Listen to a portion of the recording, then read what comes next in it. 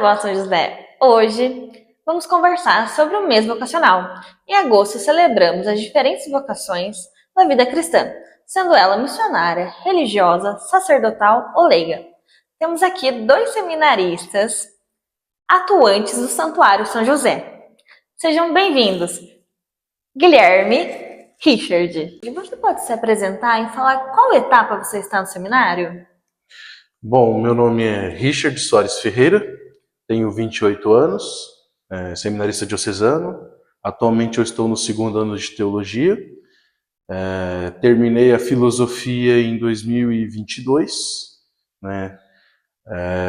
Fiz pastoral na paróquia Nossa Senhora Aparecida de Arujá, na paróquia Nossa Senhora Aparecida e São Roque Brás Cubas, e agora atuo no Santuário São José. E você, Guilherme? Bom, meu nome é Guilherme Machado, eu iniciei a filosofia, o seminário maior, neste ano.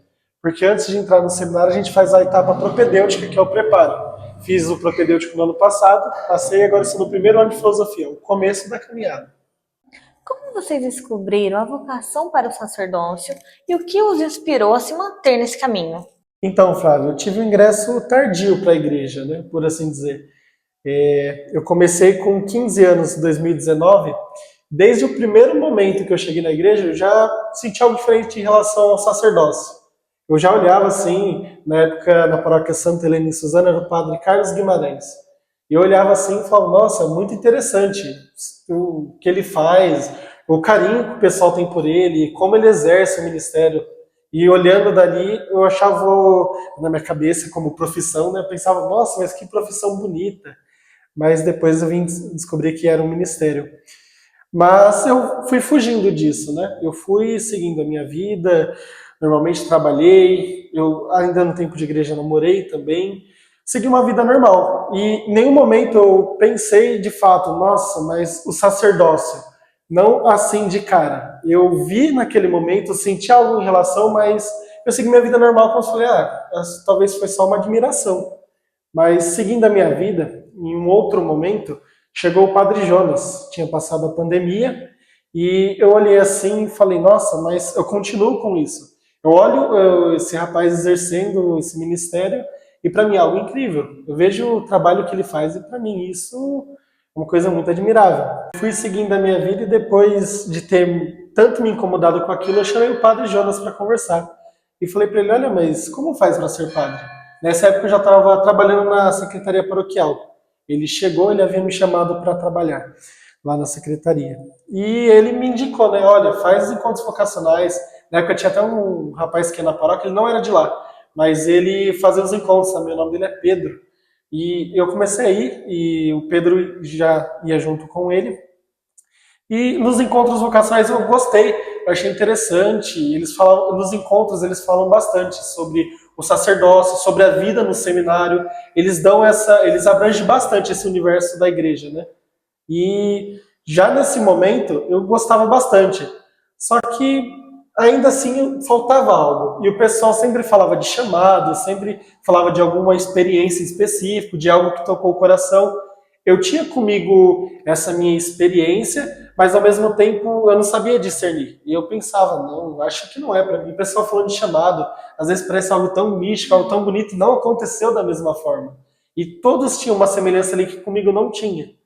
Então, de primeiro momento, eu falei, olha, eu não quero mais participar dos encontros. Embora eu tinha gostado bastante, eu falei, eu vou dar um tempo dos encontros. Cheguei pro padre e falei, dá um tempo dos encontros e segui minha vida. E como eu falei para vocês, namorei, continuei trabalhando na secretaria paroquial e eu sempre fui ativo nas pastorais. Eu ajudava em muitas pastorais porque eu gostava. Então, assim, eu ajudava na acolhida, eu ajudava com os acólitos, teve um tempo que eu auxiliava com os coroinhas. E isso para mim era incrível, porque eu gostava muito de estar ali. E ao mesmo tempo, fazendo esse trabalho, era uma coisa que me completava bastante. Ver o povo, estar com o povo. Em dado momento da minha vida, eu decidi que eu ia fazer enfermagem. E isso foi no ano de 2022. Fazendo enfermagem, eu estava um momento em casa, quando eu voltei do curso, eu estava tranquilo, um momento de lazer após o curso. E ali naquele momento eu fui sentindo a presença de Deus. E era um momento que eu não esperava. O que me toca é que não era um momento específico. era um momento de lazer, eu não estava em oração, eu estava ali de boa, só descansando mesmo. E eu sentia a presença de Deus, sentia aquele calor no coração. Eu lembro que na época, para me expressar, eu usava, nossa, eu senti um calor no coração, igual nas missas de cura e libertação, sabe? Eu usava isso para me expressar. E eu senti, sim, de fato, a presença de Deus.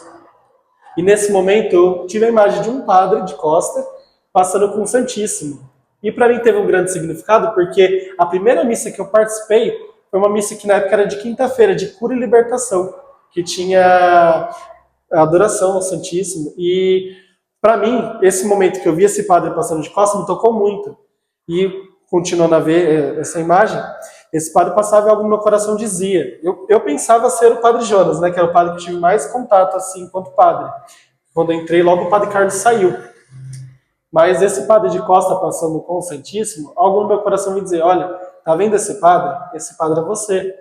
E isso me tocou muito, me deixou bem emocionado naquele momento.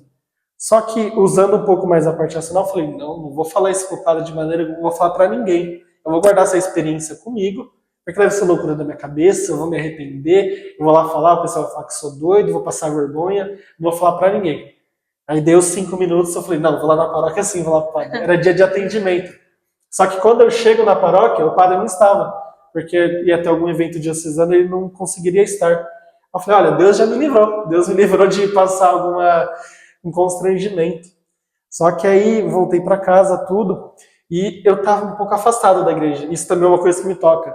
Eu estava um pouco desanimado de ir, eu ia algumas vezes na missa de domingo, cumpri minha escala de acólito, mas não tinha mais aquela vontade tanta. Eu estava eu estava bem desanimado. Você ficou um tempo afastado, desanimado. O que te motivou a dar esse passo para o seminário? Na verdade, foi um dia específico. Meu irmão ele ia receber a entrega da cruz, ele estava fazendo catequese na época, era a época que ele estava interessado. Então eu falei, olha, seria legal se eu participasse. Só que ao mesmo tempo eu ainda estava um pouco, não quero ir, estou um pouco desanimado. Só que minha avó falou, olha, vai, seja o padrinho dele. E ela ficou me incentivando aí, só que eu não queria. Nos 45 do segundo tempo, foi sábado à noite, eu falei, não, eu vou. Eu vou, mas não vou contar para ninguém da experiência que eu tive, ninguém vai saber. Só que aí, quando eu cheguei na igreja, participei da missa, estava pronto para ir embora, pensei, vou contar assim. Eu entrei, né, onde o padre atendia as condições, falei, padre, preciso conversar com o senhor. E ali eu contei para ele, falei, olha, padre, aquilo que eu venci nos encontros vocacionais, depois tive essa experiência aqui, e eu quero ingressar no seminário, eu quero voltar para os encontros, eu quero ser padre. E ali ele conversou bastante comigo e já me encaminhou, falou assim, bora fazer encontros vocacionais de novo, aí você vai fazendo esse discernimento, uma vez que você já saiu, participar de novo. E depois eu voltei para os encontros vocacionais, dali eu segui, dos encontros vocacionais, no mesmo ano eu ingressei. Bom, eu já venho de uma família tradicional católica, fui educado no caminho, batizado, né, por causa que eu quase perdi minha vida, devido a problemas respiratórios na infância. Então, meus pais não sabiam muito o que fazer, tentaram me levar na benzedeira e resolveram que o melhor caminho era me batizar mesmo. Mas eles eram católicos, participavam da igreja, então eu cresci no caminho da igreja. Com 10 anos eu já participava da catequese, eu via que entre as crianças eu parecia uma criança diferente. Eu não me sentia igual às outras crianças, eu tinha uma vontade profunda de buscar o conhecimento. Eu era muito brincalhão, né? Uma das coisas que meus pais mais me repreendiam é que eu ficava correndo na igreja. Fora que eu aprontava na escola, então eu ficava de castigo. E quando eu ficava de castigo eu não podia assistir TV. Minha única coisa para fazer era ficar lendo a Bíblia no quarto. Então isso me ajudou bastante a ler um pouco dos patriarcas, um pouco dos profetas, ver um pouco sobre o Evangelho. Então quando eu estava na catequese, meio que eu já sabia o que o catequista ia perguntar para mim. Então era um pouco incômodo, mas eu gostava meio que de chamar um pouco a atenção em relação às outras crianças, né? Embora quando eu fui catequista eu nunca gostei do sabe tudo. Eu sempre tentava dar um jeitinho para todo mundo poder falar, né? Para ser algo bem dinâmico, né? Depois, meus pais eles foram catequistas, isso acabou me inspirando também a ser catequista. Então, na minha cidade, Ferraz de Vasconcelos, fui catequista, tive 3 turmas de catequese, e dentro desse tempo todo, sempre tinham pessoas na igreja que olhavam para mim de maneira diferente. E aí, você vai querer ser padre? Só que, sabe, dá medo, não é uma decisão muito fácil. Será que é isso mesmo?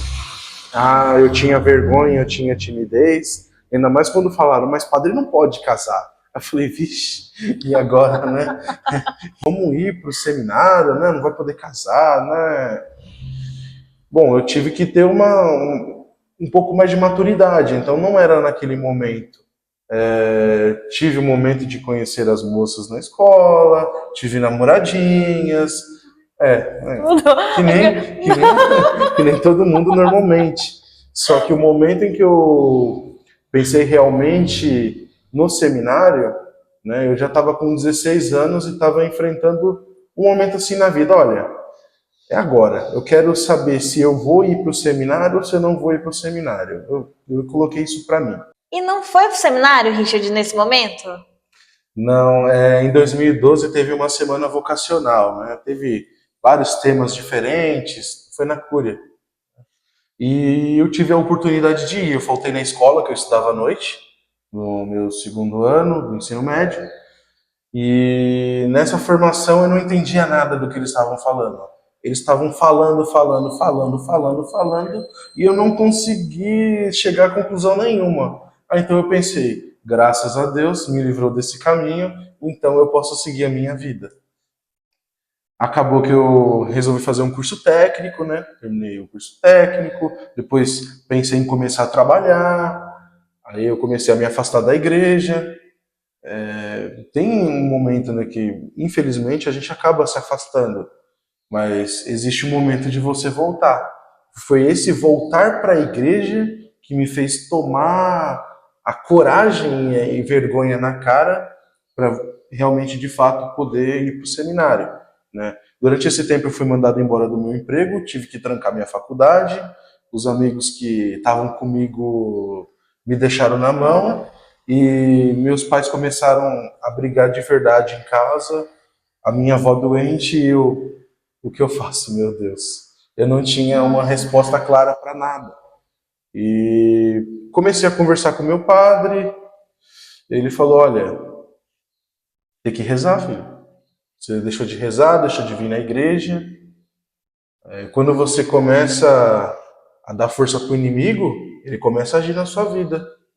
Então agora você precisa começar a rezar mais, bater seu joelho no chão e tomar rumo. Então voltei para a igreja, comecei a participar das missas, me ofereceram uma turma de crisma e tendo essa turma de crisma eu me sentia feliz, muito bem com aquela turma. Só que me faltava algo, eu me sentia um pouco incompleto. É como se eu soubesse que eu poderia fazer algo mais que aquilo e que só aquilo não dava muito certo, né? Então eu falei, padre, e o seminário? Como que eu faço? Aí ele foi e me explicou como é que fazia para participar dos encontros vocacionais, isso já em 2018, eu já estava para completar 21, então foram 5 anos, né, que eu fiquei fora da igreja, com pouca participação, né, mas depois que eu voltei como catequista, eu tomei a decisão e entrei no seminário. Então, meio Foi que nesse momento, isso, né? E o que me inspirou foi o fato de eu já ter conhecido outros seminaristas, né? Inclusive, alguns que hoje já são padre, como o padre Lauro, que fez pastoral na minha paróquia de origem, né? Então, isso acabou me ajudando bastante quando eu entrei no seminário. Que interessante ouvir esse relato de vocês, desse início. Agora me contem, qual foi o maior desafio de vocês nessa jornada no seminário e como vocês conseguiram superá-los?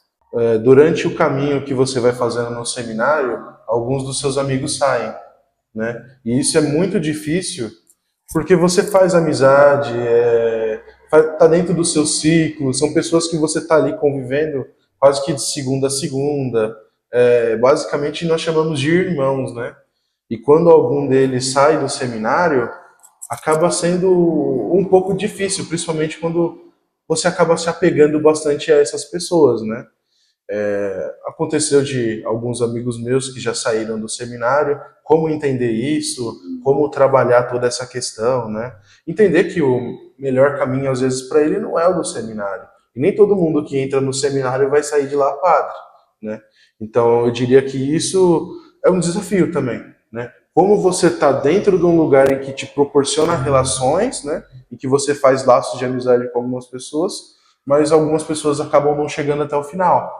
Então, eu diria que isso meio que todo seminarista passa e é um desafio para gente, né? Agora o outro foi algo muito particular do meu ingresso, do meu começo no seminário, que foi a pandemia. Não tem como eu falar da minha formação no seminário e não falar da pandemia, porque a pandemia fez as nossas aulas ficarem em EAD, diminuiu o nosso contato social em relação às pessoas dentro da casa, fez com que nós ficássemos longe, distante, sem pastoral, né? A pastoral é uma coisa que ajuda bastante a gente no final de semana. Sabe que a gente vai encontrar o povo de Deus, que a gente vai poder trabalhar um pouco com eles e que a gente vai aprender um pouco com o padre, né? E durante o tempo da pandemia foi um tempo que nós ficamos muito resguardados, tinha que tomar muito cuidado, proteção, máscara, longe da família, ficar de segunda a segunda no seminário, porque no sábado e domingo a gente vem para a pastoral. Na segunda-feira, normalmente, a gente tem a folga, que a gente pode ver a nossa família. Então, a gente teve que ficar quase que de tempo integral no seminário.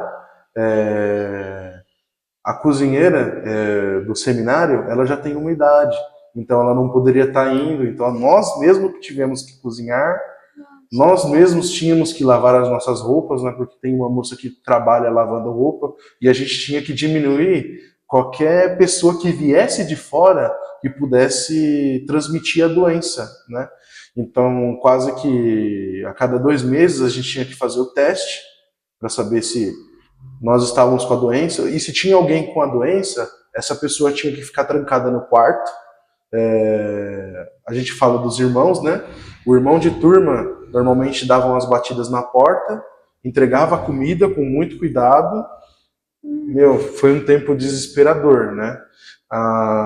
As formações que a gente tinha de semana teológica tinham como tema virtudes cardeais, fé, esperança e caridade na pandemia. Como não perder a sua fé na pandemia? Como não perder, como ter alguma obra de caridade durante o tempo da pandemia? Então, foi um tempo muito nebuloso, né? Depois, graças a Deus, né, nós já não falamos mais de pandemia, né? Hoje nós já podemos abraçar as pessoas normalmente, né? As nossas aulas já não são em frente à câmera, mas foi um tempo muito difícil. Como você superou tudo isso? Com muita oração. Só a vida de oração mesmo. Não tem um segredo muito para isso, né? Porque assim, se você perde a fé, você sai do seminário, depois a pessoa que sai do seminário provavelmente não volta mais, né? Foi um tempo muito difícil.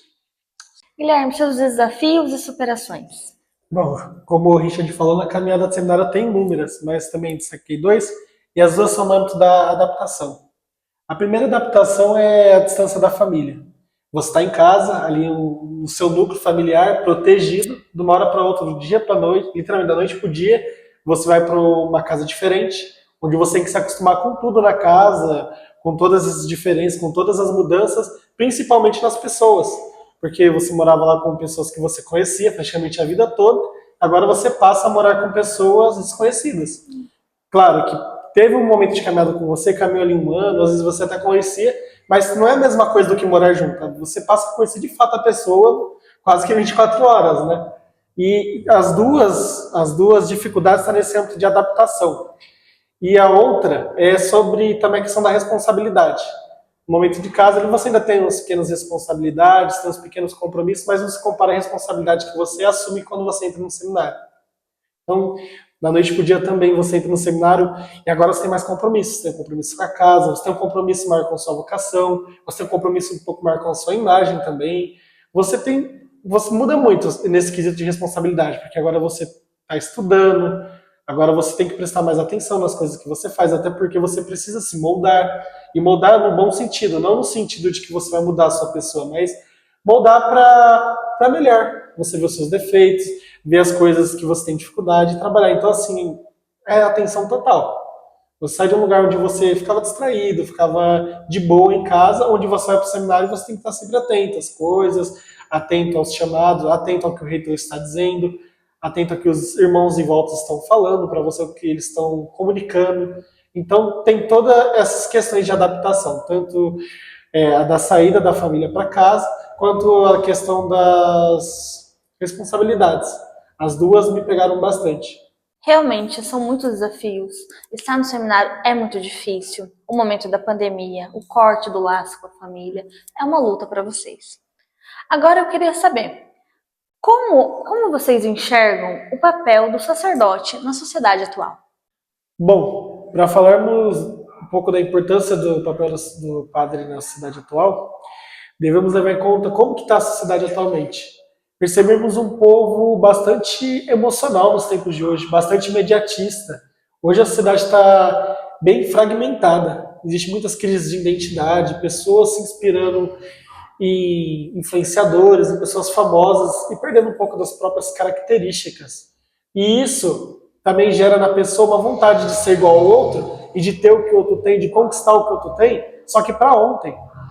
E esse movimento gera ansiedade, gera depressão, gera inúmeras doenças mentais por conta dessa questão imediatista. O padre, na sociedade atual, além de fazer o fundamental, que é trazer as pessoas para mais próximo de Deus, trabalhar a espiritualidade, celebrar, estar com o povo, ele ainda também tem que trabalhar com o psicólogo. Porque, querendo ou não, um dos sacramentos é a confissão. No momento da confissão, ali, perdoa, da absolvição dos pecados, e ainda assim depois tem uma direção espiritual. E são muitas, acredito eu, pendências pessoais, humanas, que se agravam sim com cada tempo, e nos tempos de hoje, sobretudo, com essa questão de identidade.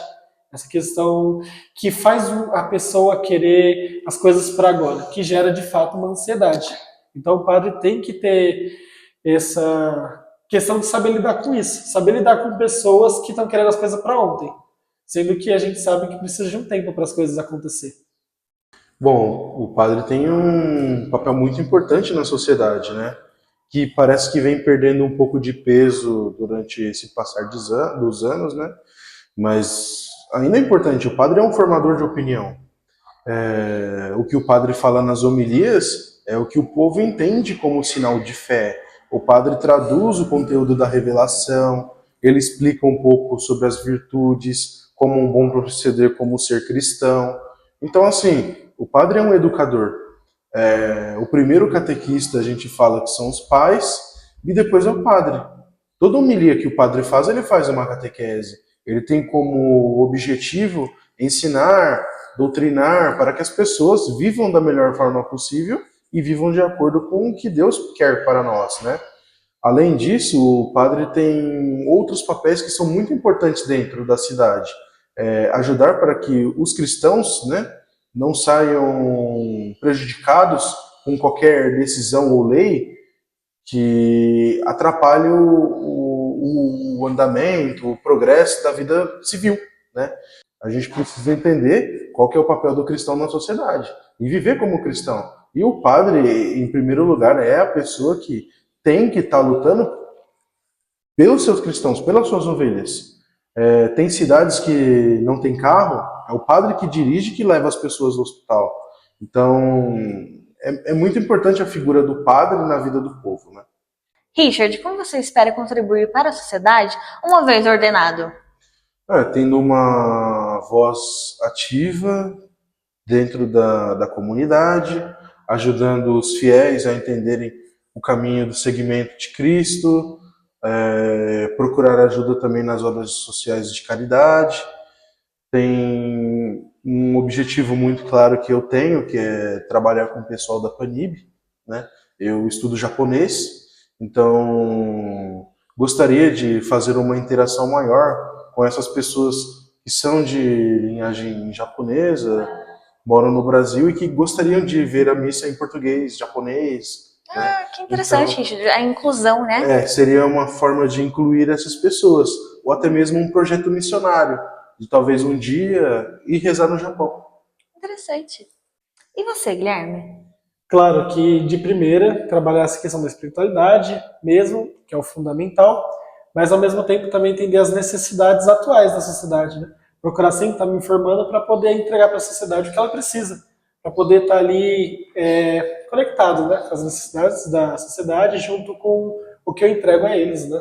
Quais são os conselhos que vocês dariam para os jovens que estão pensando em ingressar na vida sacerdotal? Bom, primeiro eu diria para confiar em Deus, né? Buscar seguir o caminho mesmo, não ter medo e não deixar para fazer amanhã aquilo que você pode fazer hoje. Muitas vezes eu tive incertezas e inseguranças, mas isso faz parte do caminho. Então, é entender que Deus ele vai nos dar a força para perseguir esse caminho, para que nós possamos chegar até o fim. Não deixa para amanhã. Se você está com vontade hoje, abra o seu coração, procure conversar com o seu pároco, né, e busque mesmo esse caminho do seminário. Porque assim, se não der certo, tudo bem, você tentou. Agora, não dá para você deixar de tentar viver essa experiência. E você, Guilherme, qual conselho daria? Bom, em primeiro lugar, que a pessoa esteja em oração, porque esse chamado vai vir de Deus. Vocação significa justamente isso, chamado. Formador anterior vai dizer que o chamado sinala a liberdade. Um chamado, né? Então, assim, que a pessoa tenha esse espaço para reconhecer o seu chamado, que ela seja livre para decidir, a decisão é dela, não é uma imposição. Vocação é chamado. Então, assim, a pessoa escolhe o que ela quer da vida dela. E não significa se ela escolheu uma coisa ou outra, ela vai ser menos feliz, Deus não vai abençoar a vida dela. Deus não é assim. O chamado acontece porque Deus está preparando para a pessoa um caminho onde ela vai se realizar, onde ela vai ser feliz, porque Deus está priorizando, cara, a missão, mas também a felicidade da pessoa. Então, que você viva essa vocação livre e faça com carinho. Você só vai conseguir fazer com amor se você se sentir livre. Porque se for uma pressão, não vai dar para fazer. Então vai com fé, vai com confiança, rezando, procura pessoas para compartilhar esse caminho com você, porque é um caminho difícil, e esteja feliz de estar onde você está, porque se não estiver, às vezes seja um momento de não tempo, às vezes seja um momento de repensar, porque o propósito da vocação é que você seja feliz também. Queria agradecer a presença do Guilherme e do Richard, contando um pouquinho da trajetória deles no seminário. E você, que tem dúvida ou quer saber mais sobre a vida religiosa, a vida sacerdotal, pode entrar em contato aqui no Santuário São José com o Guilherme, com o Richard ou os nossos padres, Padre Tiago e Padre Miriam. Eu quero deixar para vocês uma mensagem. São Ambrósio falou para Santo Agostinho: você não precisa buscar a verdade irá te encontrar. Deus abençoe.